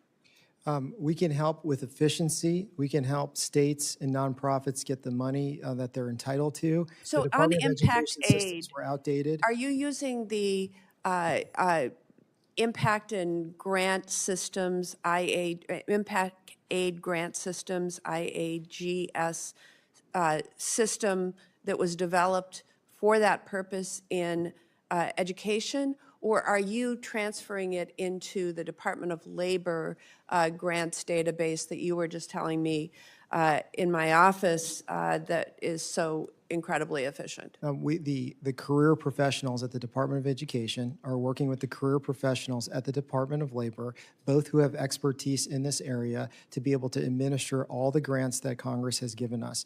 And I can assure you this is being done by the professionals in a way to make it easier for states to get the money. And there's been a lot of So complaints you from these think states. it's a benefit added to move Impact Aid from the Department of Education to the Department of Labor? Senator, the programs are not being moved. Under the IAAs, it's an agreement to think of us as a firm that's just consulting and helping them move these programs, money, but not the actual programs themselves. Those programs still all remain at the Department of Education. They're being run by career experts at the Department of Education. The Department of Labor is At the assisting Department of them. Education, but sitting in the Department of Labor. For Correct? efficiency purposes, we've moved, a few tranches of employees to the Francis Perkins building where they all have their own offices, they all have their own computers, they have parking, and they are working out of that building. What about Title I program? work. How will parents and teachers and students gain from having the Department of Labor administer Title I programs? The Department of Labor administers, WIOA programs under the different titles, and we have the expertise. We know the states. We know the stakeholders in the states. The money flows in the same way through WIOA to the states as it does education. And we're what sort working of together. measurement will you have, or what sort of evidence will you present that transferring these programs to Department of Labor has made anything better for students, teachers, parents? I will provide you with all that data. You have my commitment. I will show you how these programs are being effectively administered, how they're saving taxpayer dollars, and that the Department of Labor is in the best position to do this under the Economies Act, under longstanding IAAs, which all administrations have used. It'll be very interesting to see your evidence, especially on things like Impact Aid, why Department of Labor should be better than education. But I'm going to change to something that is squarely under your department. We talked about apprenticeships when we met, and you've gotten several other questions. Wisconsin has over 17,000 enrolled apprentices right now, and I want to make sure that nothing gets in the way of progress. So do you have any plans to propose rules allowing for industry-recognized apprenticeship programs, IRAPs, or other rules to weaken registered apprenticeship standards? The President's executive order directs us to hit 1 million active registered apprenticeships. I've been out there promoting companies to do registered apprenticeships through the department so we can help them control the curriculum, we can get the hours in, we can get the OSHA health safety. We believe registered apprenticeships are the way to skill this generation and the next generation of workforce, and that's what we're promoting. So you have no plans to go forward with IRAPs? The executive order describes registered apprenticeships. Thank you. Thank you, Senator Baldwin. I shall defer to Madam Gator. I like that. Thank you, Mr. Chairman. And again, thank you. And I want to go back, Mr. Sonderling, to how we started the day and your nomination hearing, just to again commend you and this administration for really digging in, rolling up your sleeves, trying to course correct for a lot of the things that we previously saw to make sure that we are approaching government and supporting American workers and American industry and making sure we're looking at our roles through that lens. And I think you've done a dynamic job of that so far. I look forward to you doing that as the permanent head of the agency. In fact, I think when I came in, and one of the main reasons I wanted to get up here as a senator was to kind of take a machete to what the last administration done. And if you've listened to all of your questioning today, it was all about freaking out about what's happening to where they were putting money. Truly, what are you doing with this grant? What are you doing this grant? We're moving it from education to, like, everybody is freaking out. And I think the words they use are undermining and dismantling programs. So I just want to make sure that we're all talking about the same thing, because what I watched and what I had to litigate against as the Attorney General for Florida in the last administration, when we had a chief executive asleep at the wheel and radicals trying to drive the car off a cliff. I mean, it was literally like when I used to pick my kid up from school during free time, and they just got in there and everything was crazy and things were knocked over, things were strewn around, broken. That's what you had to inherit. And since this administration has been in office, you have helped with no tax on tips, no tax on overtime. I mean, we are watching what that is doing in terms of redirecting where Washington is keeping money, not giving it over to bureaucrats that want to spend it on crazy things, but keeping it in Americans' pockets, focusing on what Americans' financial health, Americans' well-being. That's what the people need to restore their faith in this government. But let's talk about dismantling programs for just one moment. I'll give you the chance to comment on that, because I really, truly think Americans need to understand what happened when they're talking about dismantling climate programs or dismantling any other kind of program. Let's talk about that, because it infuriates me, and I am so glad there are people like you at the helm to course correct. But, you know, as Deputy Secretary, oh, and by the way, I needed to say, Florida is now getting the largest average tax returns of any state in the nation due to some of this reoriented policymaking and approach. But under your leadership, and you've gotten a lot of, what are you doing with an International Labor Affairs Bureau and where all that money is? Can we talk about that? Yeah, a little bit? Before you do, let me just say, under the Biden's International Labor Affairs Bureau, and we're all freaking about where money might be canceled or dismantled, is it true that $10 million went to gender equity in the Mexican workplace, $12.2 million went to worker empowerment in South America, $5 million went to elevating women's participation in the workplace in West Africa, $4.3 million went to assisting foreign migrant workers in Malaysia, $4 million went to promoting LGBTQI youth inclusion in Brazilian employer value chains, $7 million went to enable workers in Chile, South Africa, and Colombia to advocate for climate change policy. I know they were really upset that we did away with that. Is it your intention to make sure some of this money is actually going to help the American workers and American families? It's our duty for all of our grants, all of your taxpayer dollars, to go to American workers and to make sure that American workers are getting the first and best opportunities, no one else. It's also our duty at the Department of Labor to make sure that other countries aren't ripping us off with forced labor and undercutting, our system. So, those grants have been canceled. And you know what we're doing those grants? Instead of what you've listed, $13.8 million is going to go to help American workers learn shipbuilding, which is a national security concern, bringing back shipbuilding to the United States so our military ships aren't getting repaired overseas. So that's how we look at grant making. How is it going to benefit the American worker? How are we going to work with industry to make sure that all these 900,000 high-paying private sector jobs, that American workers have the skills needed by talking to employers and then putting out money that way? That's why we have a manufacturing fund for registered apprenticeships in manufacturing and other industries that benefit American workers, because the American workers are the greatest in the world, and that should be our first and only concern, and that's exactly what we've done in the second Trump administration. Now, we have something shifting over to your agency as well. I think it's public knowledge, the Perkins grants that go to trade and skills education. I am very excited about that, and this is why.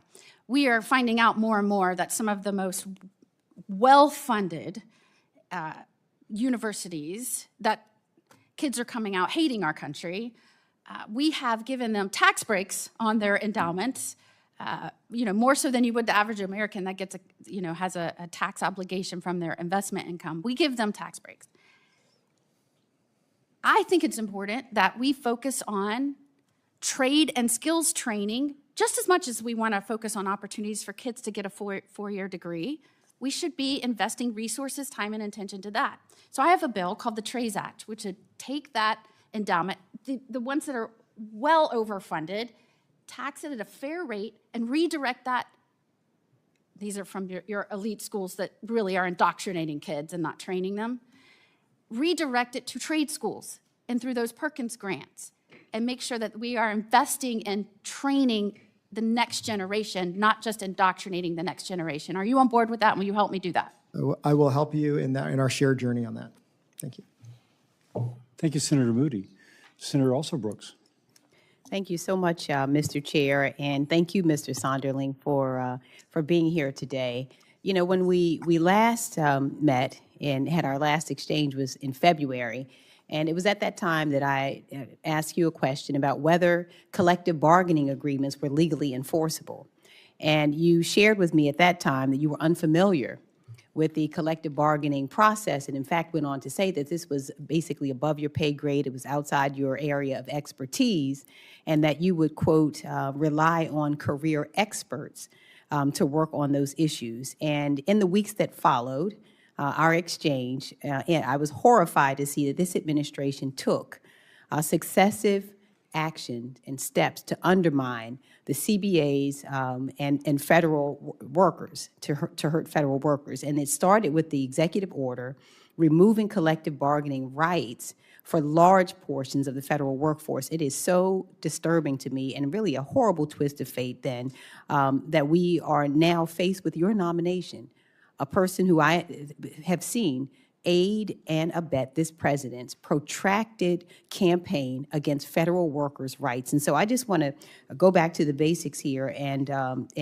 ask you, under what statute are collective bargaining agreements enforceable? It's under the National Labor Relations Act of 1935. I didn't say I don't understand collective bargaining.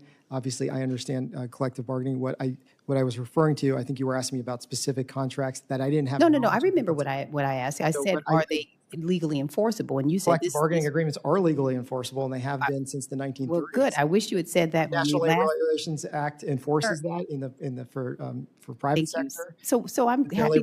Federal Labor Relations Act enforces it. Listen, I don't have a lot of time. I'm going to ask another question, but I'm glad to hear that at least in this hearing, you now admit that you do know that the collective bargaining agreements, we can go back and pull the tape where you said different, but the point of the matter is whether or not you know how federal workers, I would like you to answer this question, how federal workers unions differ from private sector unions. Well, first of all, they all are subject to the Labor Management Relations Disclosure Act of the 1950s that the Department of Labor enforces. So for unions like AFGE, they have to do all of our reporting. But they deal with the Federal Labor Relations Authority, where private sector unions deal with the National Labor Relations Authority. So they're two different. They have two different government agencies that enforce them, private sector and then public sector. But the most important difference between private sector and public sector unions is that public sector unions do not negotiate higher wages. They are not allowed to strike like private sector. And so the point of the matter is public sector unions are there exclusively to protect the working conditions of federal employees. Correct. And this is very different than private. So I want you to explain then, why has this administration, if this provides no further tax, this doesn't return money to taxpayers, this does not save taxpayer dollars, why has this administration in such a wicked way attacked federal and public workforce unions? Tell us why have they attacked federal workers' unions? I have not seen them attack any union, specifically in the public sector or the private sector. I think this administration respects the law, respects the agencies that enforce them. Oh, Lord, well, we certainly disagree with that if this administration respects the law, but it is also the case. But if there are issues, there's a government agency, the Federal Labor Relations Authority, that will deal with that. And I'm confident of that agency. There are Senate-confirmed people there that will make sure that that process is fair. And that's how it works. But this isn't a matter of dispute. I mean, you can go look at the executive order that literally targets these collective bargaining agreements in these federal agencies. But I want to go to another question. But I control the Department of Labor, and we have collective bargaining agreements which we're abiding by, and we have good relations. I'm meeting with them in September. So from my perspective, the agency that I hopefully am able to lead, you have my commitment that I will continue to work with the unions, and to work with our local unions, and meet with them regularly, which I have done throughout my tenure. Well, I'm glad to hear that. And I have to tell you again, I'm relieved to hear, because the last time, and again, we can just go look at it, when I questioned you about this, it was a different response. But this is the last question. So national security was invoked to justify the revocation of collective bargaining agreements across the federal government in March of 2025. And I want you to please explain why the March 2025 executive order applied the exception to agencies that have less of a direct connection to national security, such as the Department of Health and Human Services or Agriculture Department, and not others that arguably actually do have a strong connection, such as ICE. I would defer to the experts at OPM and the executive order on that, but what I can tell you is really related to IT employees who do deal with national securities. Our systems get hacked daily, and those are some of our most important employees there, and there is a national security exception in the law, and that's what that executive order directed us to do. So that is a law that Congress passed that had that exception for national security, and OPM in this administration has looked at it and said it applies to IT. Then you'll commit then that the Department of Labor under your leadership will not seek to characterize itself as a national security agency for the purpose of limiting collective bargaining agreements. There are some components of the Department of Labor that deal with national security that I'll be happy to brief you on privately. Thank you. Thank you. I shall defer to Senator Murkowski. Mr. Chairman, thank you. Mr. Sonderling, welcome. Appreciated our conversation. I'm pretty sure that in our discussion, I invited you to come to Alaska to better understand some of the challenges that we face with being a highly, highly rural state. I'm pretty sure that you committed to me, but I'm going to give you an opportunity in the open record to affirm just that. You can talk to my staff. I've been to Alaska 3 times, and I want to go again. We want you back again. The slime and the fishing and the salmon season, and I want to do it, and we will do it. And if I can come, I will come in the winter. Let's do it in February or January. So you really want her vote. Yeah, desperately. We'll think about the best timing on this, and really for us, it doesn't make a difference the time of year, because at whatever the time is, there will be a seasonal aspect to our workforce. Right now, the height of the summer, the fish are running, and our challenge is the seafood processing workforce. We've had an opportunity to talk about the H-2Bs and why it is so important not only to be able to receive those, but to receive those in a timely manner, and to hopefully, my ask to you today is to work with us to get Alaska seafood workers or seafood workers exempted from this process, so that we don't have to go through this scramble every year wondering if our workforce is going to be able to meet the salmon runs. So this is a bipartisan issue that you hear not only from Alaska, but from Louisiana, Chairman, with the crawfish, and then up and down the coast from Maine all the way down to Florida.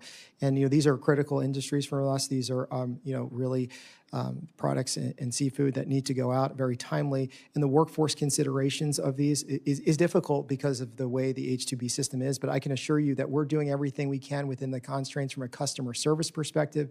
We've created the Office of Immigration Policy, so we've moved the H programs to its own office for customer service. So that means people who need to use the H-2A or H-2B program have people dedicated directly to them in its own independent agency, which we've asked Congress to make permanent. Number two, on the H-2B specifically, as you know, the cap is the determination every year is a decision made by DHS with the consultation, but the cap was raised to the statutory maximum this year. But I really think that the biggest part for those seasonal industries is the changes we made for the lottery system, for the first two tranches, the 33,000 and 33,000, instead of just that rush to have it filed at midnight and, people lose out through no fault of their own, breaking it down to time of need in 3 different groups. So those who, need workers for January seasons aren't applying the same time for May seasons in those tranches. So from our perspective, we're really doing everything we can, because the worst thing that can happen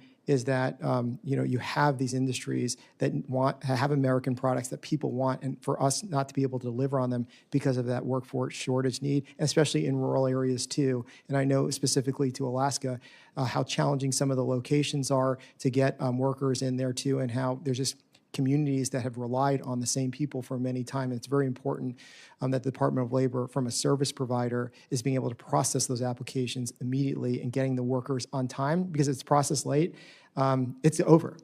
Well, and it's also complicated, as you have noted, that you have to work with the Department of Homeland Security on this.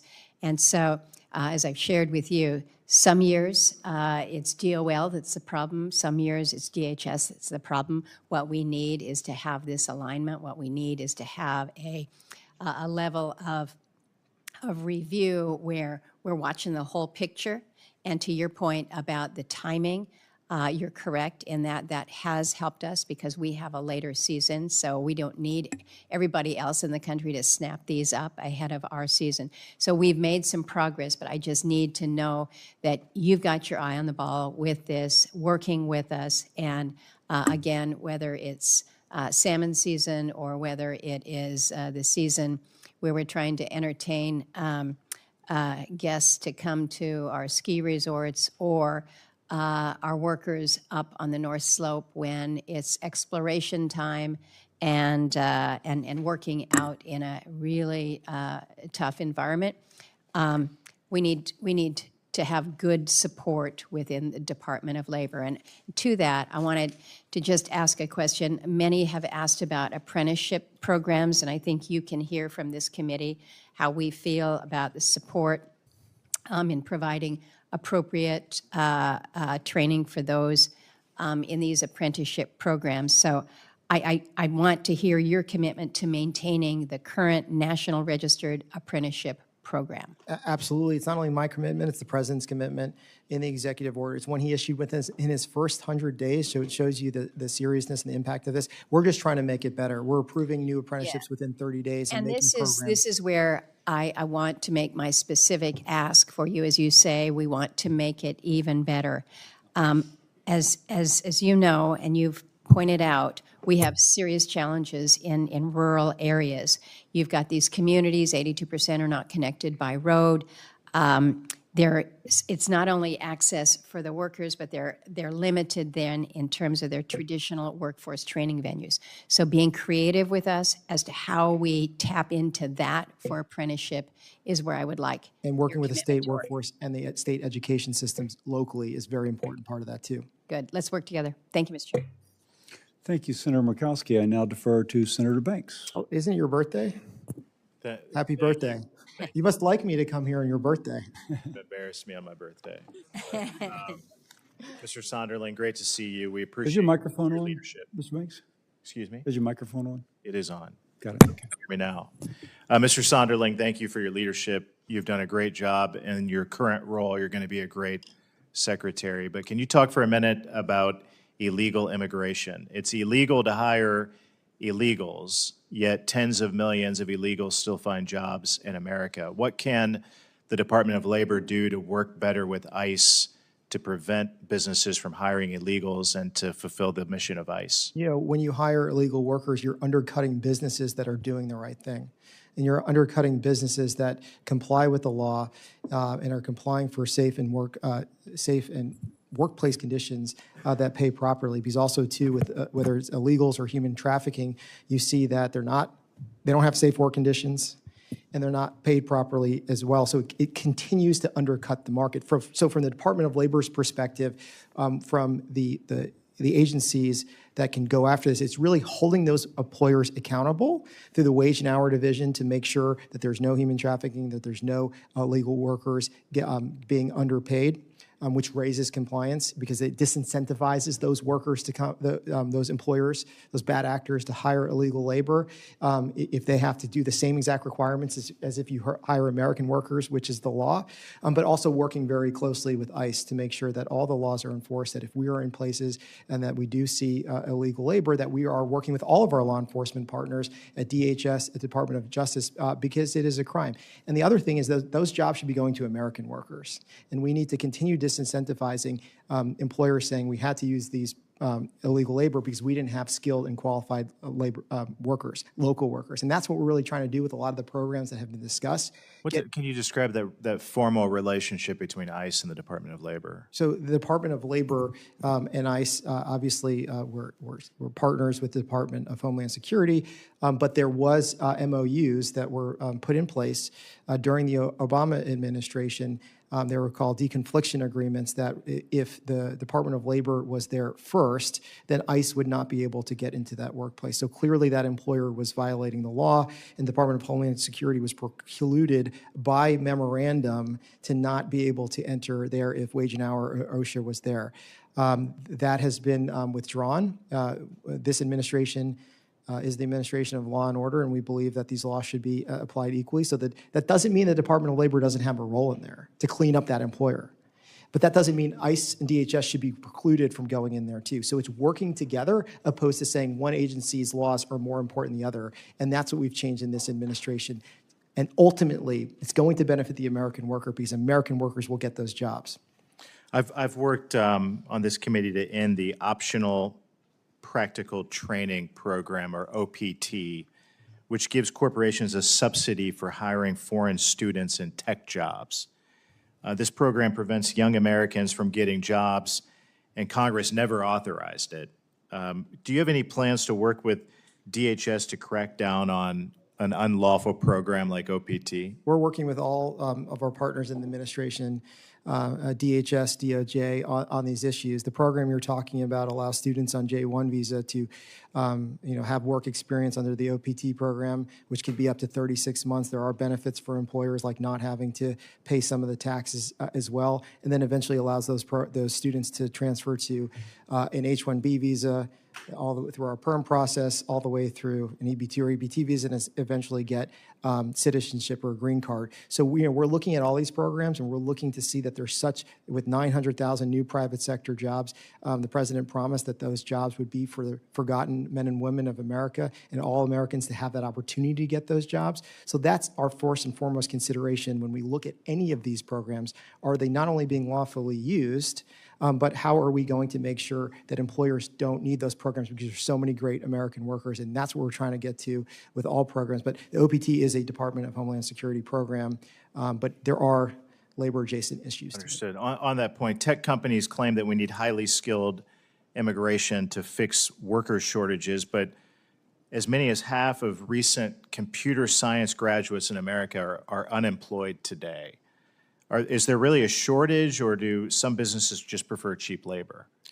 The program, under the H-1B program the Department of Labor enforces, we're making sure that within our statutory control, that if you're going to use that program, it's actually necessary and needed, and not only are there not qualified American workers, but also if you're bringing in that foreign labor, it has to be paid appropriately, so you can't undercut because that harms the people coming in, it harms the program as well. So we have a lot of rules and regulations to make that program.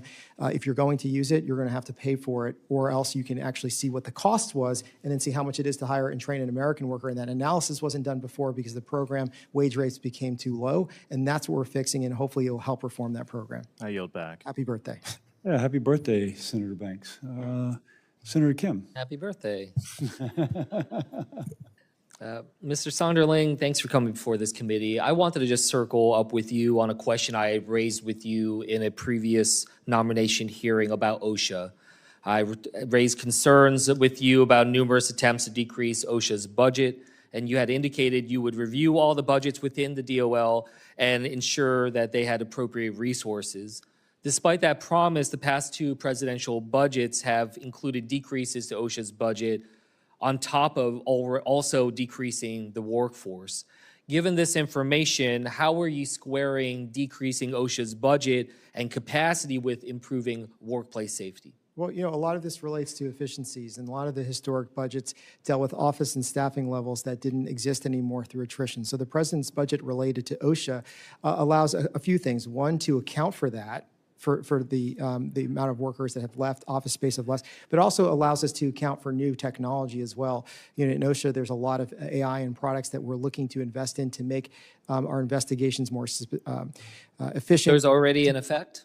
What's that? Are those tools, AI tools, and other products already in effect? We're working hard on that. The Mine Health Safety Administration. The answer is no. They're not quite using it. But going back to OSHA, we were hiring, and you asked me to look at it, and I did. And we looked at our entire workforce, and our OSHA and our Mine Health Safety Division needed additional workers. We were hiring in that. I believe we've hired over 90 new OSHA inspectors. If you go on usajobs.gov right now, you can apply to be an OSHA inspector. It's a continual. I guess the way I would just. We are replenishing that workforce.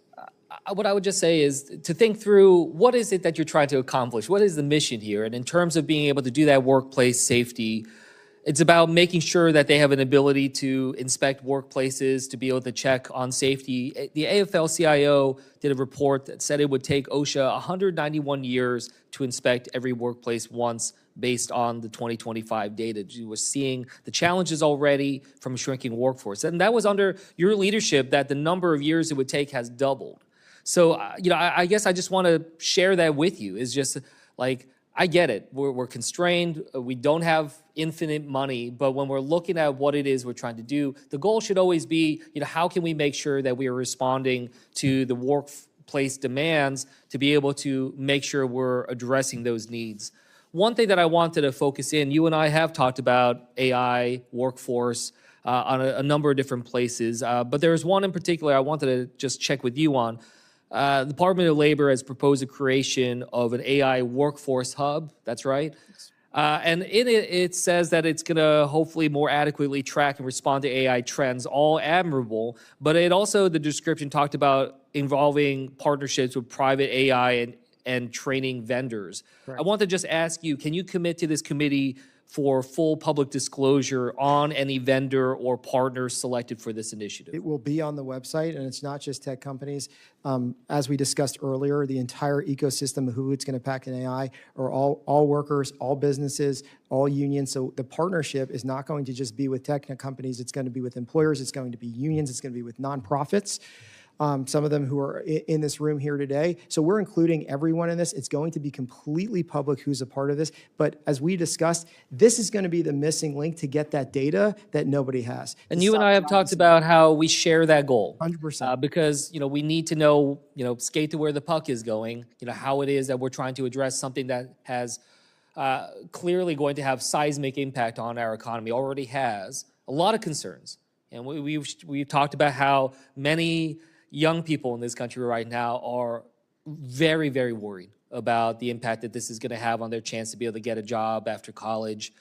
We have to be able to respond with urgency, and I think that transparency is necessary. We know there's a lot of money, a lot of involved, a lot of concerns on that front. The last thing I just want to ask you is that, you know, as someone who worked as a career federal government worker before, a non-political worker, I hear from people all throughout the interagency, and look, there are real concerns at every department, including the Department of Labor, about morale, about the status of jobs, and whether or not the people there feel like they can still have the kind of career that they want without a toxic work environment.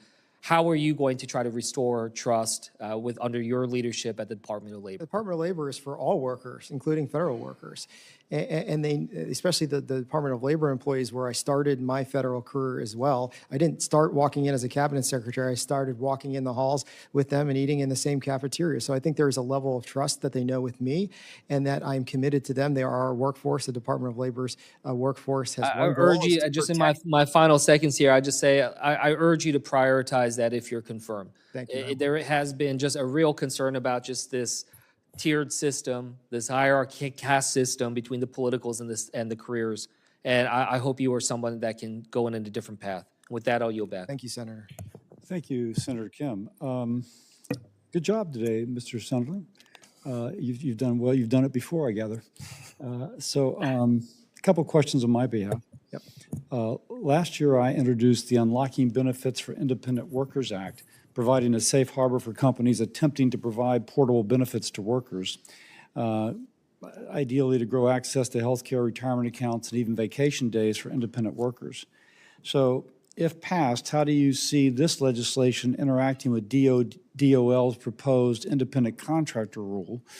And would it assist DOL with further rulemaking which theoretically would have the goal of empowering independent workers? Well, this is a very important issue and one that I commend your leadership on. We've been talking about this issue for many years. And the issue right now is that you have gig economy workers, working for platform companies that everyone knows the names of. And, they love that arrangement, but they also want some benefits. And you see these companies, too, who want to provide those benefits to employees, whether it's contributions to 401k, whether it's contributions to health care, or other benefits such as discounts related to, them being able to negotiate in bulk for cars, for equipment and tools. And that's really been prohibited. And what you've seen in that is because of the Department of Labor's regulations, neither side want to create the employment relationship. The gig workers want to stay as independent contractors, and those operators want to keep them as independent contractors. So you have both sides in agreement that we like this business model, but I want to give you benefits and I want to receive benefits, but that's going to ruin that business model due to the Department of Labor's regulations. So what you've seen in the absence of that, states, Democrat states, Republican states coming together and say, we want our citizens to be able to get this. So we're going to do innovative laws. We've seen it in states across the country that say under state law, you can give these benefits, and you can work for 5 different companies and you get little pieces of it from each company and everyone's happy. But under federal law, there's still a fear that may create the employment relationship and ruin these programs and lead to significant litigation or worse, Department of Labor investigations. So this is a very key part of the puzzle to get those workers. Once I was picked up at the Louis Armstrong Airport in New Orleans by a man who had been working as a Lyft or Uber driver in the Bay Area, California, but decided he'd rather live in New Orleans. Clearly a very smart man. And so, he moved back and he just had to tell Uber or Lyft, hey, I'm moving to New Orleans. My son-in-law was driving. He was in Louisiana, and he and my daughter moved to Miami. Hey, I'm moving to Miami. He could continue to drive. So it seemed like a federal law is needed because even though the states are doing this, what may be allowed in Tennessee would not necessarily be allowed in California. Correct, and also too under the Department of Labor's regulations, will that be enough too for the companies to actually buy in on this? And we could design rules, we can design regulations, but ultimately, if they need that legislative certainty, that's something I defer to you on. But this is really, again, it's a bipartisan issue. It's an issue that both workers and companies agree on. That they want benefits, they want to be able to build wealth. It's something the Trump administration is really pushing for people to be able to get retirement accounts. And just to be clear, if we arrange that there's an account that, okay, I work for 4 different, I'm a DoorDasher, I'm an Uber, and I'm a Lyft, and maybe I'm an Amazon guy, as Holly points out, that they're all paying into an account. Mechanically, this would. The worker would designate this is the account where I want my health benefits paid into. Correct. You'd be creating an account wherein you can work for a lot of different platforms. You own the account, and then other platform companies can give little pieces of the amount of time that you're in there too. So that's the model we're seeing around the country. That's the model that platform companies have come to me saying we have these resources. We want to provide these resources our people want these resources, and that's how essentially it would work. Under some of your proposals, it would be blessed under federal law and would not create the employment relationship under the Fair Labor Standards Let Act. me ask you this, changing the topic. The Department of Labor oversees the Employee Benefit Security Administration, or EBSA, which obviously has a critical role in overseeing employer-sponsored insurance under ERISA. Congress passed my PBM oversight and transparency legislation, and DOL is writing a new rule in this space. Now, clearly, we need to address healthcare affordability. The president is making the affordability of pharmaceuticals a major priority. Kind of tell us, if you will, what DOL is doing in this space. Well, this is for PBMs. The Department of Labor is the regulator there when it comes to employee health care plans. And this is going to be the most transparent rule, in the history of this industry, where we're requiring PBMs to, for the first time, to really disclose what that spread pricing is, what those manufacturer rebates are, what the administrative fees are, not to regulate healthcare. That is not. That is for this committee and HHS, but to give that transparency for better negotiations when those healthcare plans come up, and be able to say now for the first time, because of the Department of Labor's rule, we know what the spread pricing is. We know what, I know Congress is fixing some of this. We know what all the rebates you're getting. We can actually see, how much, our employees are having to pay, and we're going to have to pay for those drug prices, and that allows them to better negotiate. And that's all we can do at the Department of Labor, is give that transparency for the fiduciaries at the company who are negotiating this on the best behalf of their employer. They've never been armed with information about what they're paying on these formulary lists, and now for the first time they're going to have that information, which will lower healthcare costs and allow providers to provide that medication at a much fairer price. When do you think that rule will come out? We are working very hard on it. Obviously, the CAA, the amendments came out either like a day or two before the rule proposal went out. So we have to adjust some of that of now what Congress is saying related to some of the unlawful pricing schemes or rebate schemes. So we are building that into the rule, but it is a priority because it's going to save their stats billions and billions of dollars for healthcare plans, which is going to drive down the cost of healthcare plans. It's going to allow employers of all sizes to provide healthcare plans they weren't able to because there was so much in the middle that were being made for profit that is potentially going to go away. But again, the pricing is on them. HHS, CMS, all the Department of Labor can do is transparency, and that's our commitment to you in this final rule in all of our programs. Sounds great. I share your optimism about the rule, and I consider that a tremendous achievement of this committee and a personal achievement. I wish to enter statements into the record of over 80 organizations in support of Mr. Sonderling, and that is agreed to without objection. For any senator wishing to ask additional questions, those for the record will be due at 5 p.m. Friday, July 17th. Thank you again, sir, for being here. The committee stands adjourned, and taking the chairman's prerogative, go Tigers.